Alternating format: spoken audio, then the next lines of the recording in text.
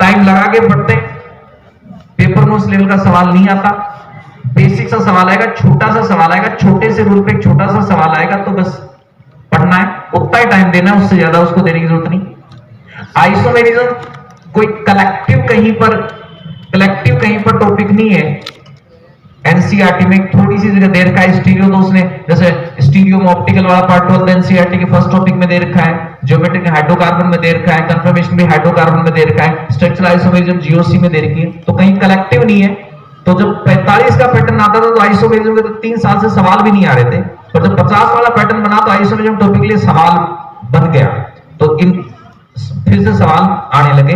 तो आइसोमेरिज्म भी पढ़ना है, नॉमेनक्लेचर पढ़ो, ज्यादा डीपली जाने की जरूरत नहीं, बेसिक रूल पढ़ो, बेसिक रूल पे छोटा सा सवाल आता है, ऐसे आइसोमेरिज्म पढ़ना है। इलेक्ट्रॉन डिस्प्लेसमेंट अच्छा पढ़ो, डीपली पढ़ो, ढंग से पढ़ो, क्योंकि आज तक जब भी आइसोमेरिज्म ऑर्गेनिक में टफ सवाल आया है तो किस टॉपिक में से है?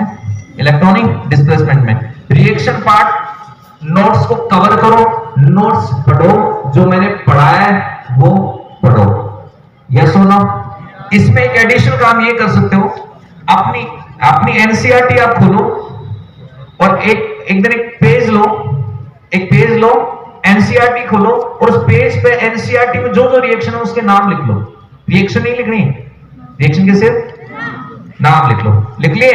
फिर अपने नोट्स में जाओ, चले गए, और जाकर जो रिएक्शन आपको जहां मिले उसके ऊपर क्या लिख दो?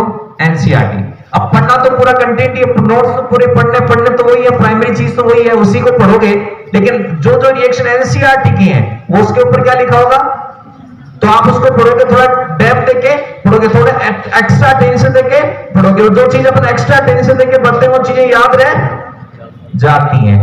तो बेटा जी प्रायोरिटी है कि आपको पहले तो पढ़ना है नोट्स, क्योंकि एनसीईआरटी उसमें मैंने कवर करा रखी है, और जो चीज कवर नहीं करा रखी छोटी मोटी कोई चीज वो मैंने आपको बता रखी कि आपको खुद से पढ़ना है, एनसीईआरटी से पढ़ना है। तो पहली प्रायोरिटी आपकी नोट्स, लेकिन नोट्स पढ़ते वक्त आपको ये पता होना चाहिए कि ये चीज एनसीईआरटी में है और ये चीज नहीं है। जो चीज एनसीईआरटी में उसको एक्स्ट्रा वेटेज देके पढ़ना, ढंग से पढ़ना, ये सोचकर पढ़ना है कि ये चीज एनसीईआरटी है, इस पे सवाल बन सकता है।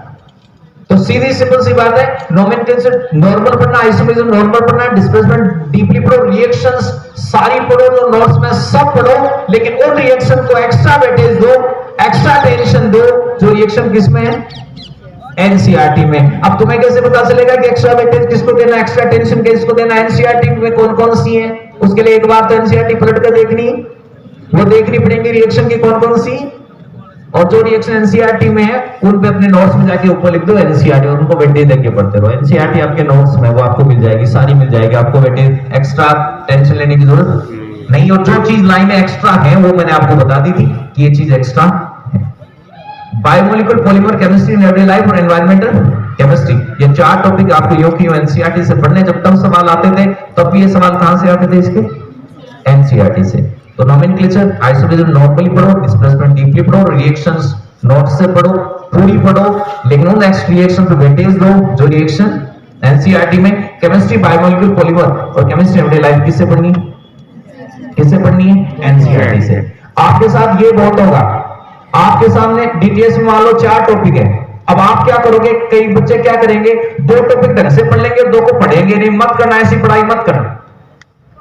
मैं ये नहीं कह सकता कि आप बहुत अच्छा पढ़ लोगे, तो ऐसा हो सकता है कि आप 4 टॉपिक, ऐसा हो सकता है कि किसी दिन आप 4 टॉपिक थ्योरी पढ़ सको, तो थ्योरी पढ़ सको तो पढ़ना, चारों की थ्योरी पढ़ना, पर ऐसे मत करना कि 2 की तो थ्योरी भी पढ़ ली, एग्जाम एक्सरसाइज भी कर ली, एनसीईआरटी एक्सरसाइज भी कर ली और बाकी एक्सरसाइज भी कर ली, 2 को टच ही नहीं किया। आपको प्रायोरिटी डिसाइड करनी पड़ेगी, और प्रायोरिटी डिसाइड करने का तरीका सिंपल सा है। आप सबसे पहले नोट्स पढ़ो, पढ़ लिया, 4 टॉपिक हैं तो चारों के आपके पास नोट्स पढ़े हुए होंगे। अगर आपके पास टाइम बचता है तो आप किस पे जाओ? एनसीईआरटी एक्सरसाइज पे और एग्जाम एक्सरसाइज पे।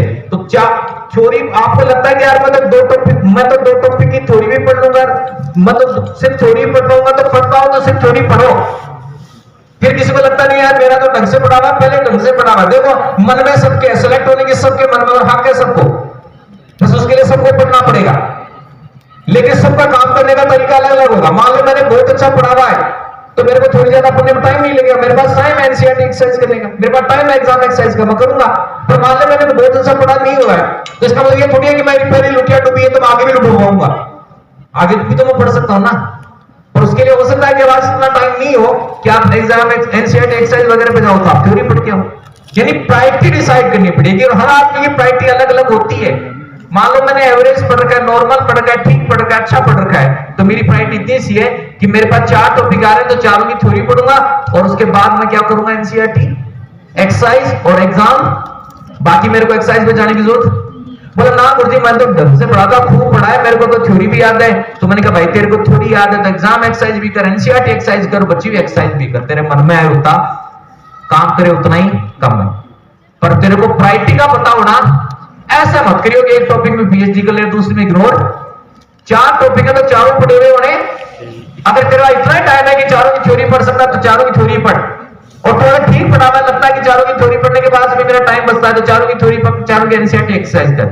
अगर लगता है कि और भी टाइम है तो थ्योरी पढ़, चारों की एनसीईआरटी एक्सरसाइज एग्जाम एक्सरसाइज कर, और फिर भी लगता है तेरे पास टाइम है तो फिर पूरी एग्जाम पूरी एक्सरसाइज कर। तो डिसाइड करना पड़ेगा, प्रायोरिटी डिसाइड, उसी के अकॉर्डिंग अपने को काम। ये गलती मत करना कि एक टॉपिक पूरा पढ़ लिया, ढंग से पढ़ लिया, दूसरे को टच ही नहीं किया। बराबर लेके चलना, सबको साथ लेके चलना पड़ेगा, क्योंकि आप एक भी टॉपिक छोड़, किसी को इग्नोर, और किसी में पीएचडी भी नहीं कर सकते। समझ में आ रही है ना बात आपको?